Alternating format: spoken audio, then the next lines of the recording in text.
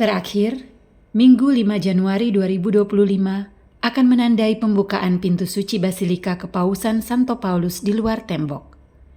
3 pintu suci terakhir ini akan ditutup pada Minggu 28 Desember 2025.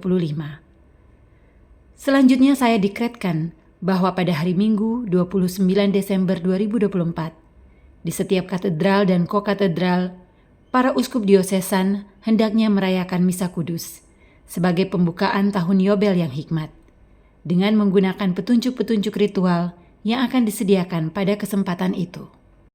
Untuk perayaan di kokatedral, peran uskup dapat diambil alih oleh delegasi yang ditunjuk secara sesuai. Siara yang berangkat dari gereja yang dipilih untuk koleksi dan kemudian dilanjutkan ke katedral dapat melambangkan perjalanan harapan yang diterangi oleh firman Tuhan, mempersatukan seluruh umat beriman. Dalam perjalanan siara ini, ayat-ayat dari dokumen ini dapat dibaca bersamaan dengan pengumuman indulgensi jubili yang akan diperoleh sesuai dengan ketentuan-ketentuan yang terdapat dalam petunjuk-petunjuk ritual yang disebutkan di atas. Tahun suci akan berakhir di gereja-gereja partikular pada hari Minggu 28 Desember 2025.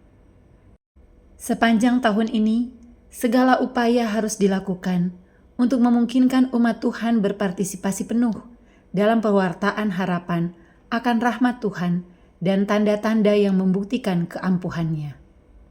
Yubelium biasa akan diakhiri dengan penutupan pintu suci di Basilika Kepausan Santo Petrus di Vatikan pada 6 Januari 2026, Hari Raya Epifani Tuhan.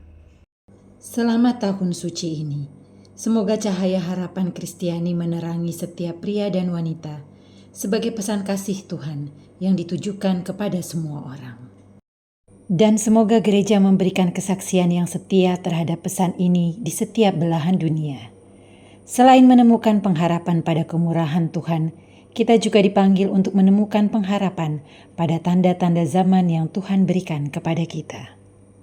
Sebagaimana diamati oleh Konsili Vatikan II, di setiap zaman, gereja selalu wajib menyelidiki tanda-tanda zaman dan menafsirkannya dalam cahaya Injil. Demikianlah gereja, dengan cara yang sesuai dengan setiap angkatan, akan dapat menanggapi pertanyaan-pertanyaan yang di segala zaman diajukan oleh orang-orang tentang makna hidup sekarang dan di masa mendatang, serta tentang hubungan timbal balik antara keduanya. Kita perlu menyadari betapa besarnya kebaikan yang ada di dunia kita, agar kita tidak tergoda untuk menganggap diri kita diliputi oleh kejahatan dan kekerasan. Tanda-tanda zaman, termasuk kerinduan hati manusia yang membutuhkan penyertaan Tuhan, hendaknya menjadi tanda pengharapan. Tanda pertama dari adanya harapan adalah keinginan akan perdamaian di dunia kita yang sekali lagi sedang tenggelam dalam tragedi perang. Tanpa memperdulikan kengerian di masa lalu, umat manusia kini menghadapi cobaan lain, karena banyak orang menjadi korban kebrutalan dan kekerasan. Apa yang akan terjadi di masa depan bagi orang-orang yang telah menanggung begitu banyak penderitaan? Bagaimana mungkin permohonan bantuan mereka yang putus asa tidak menggerakkan para pemimpin dunia untuk menyelesaikan berbagai konflik regional, mengingat kemungkinan konsekuensinya di tingkat global?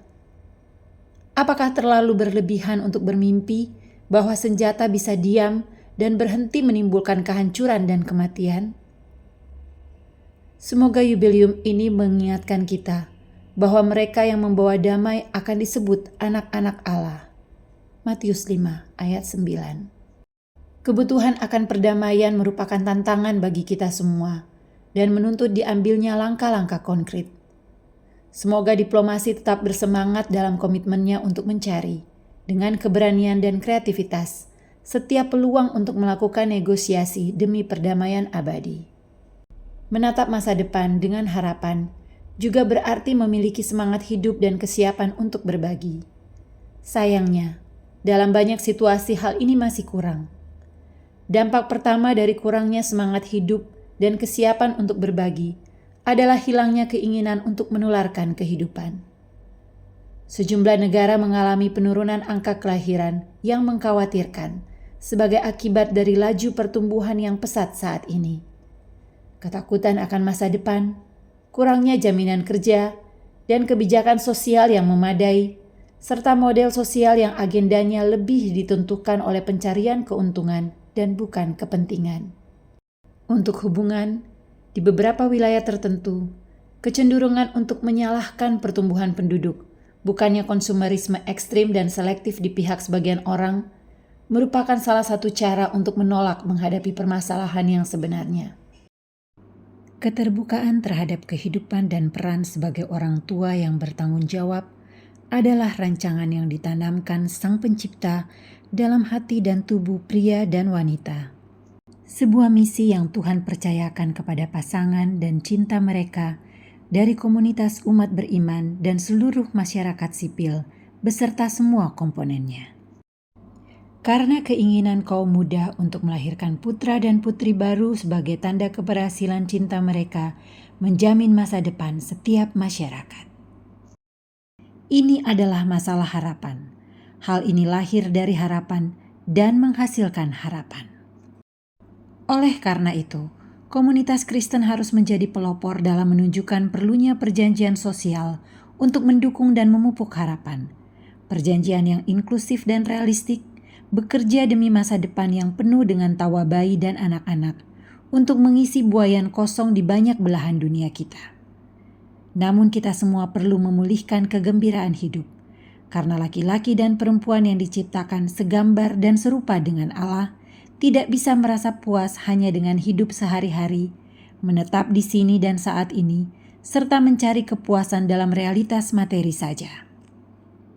Hal ini mengarah pada individualisme sempit dan hilangnya harapan, menimbulkan kesedihan yang bersemayam di hati dan melahirkan buah-buah ketidakpuasan dan intoleransi.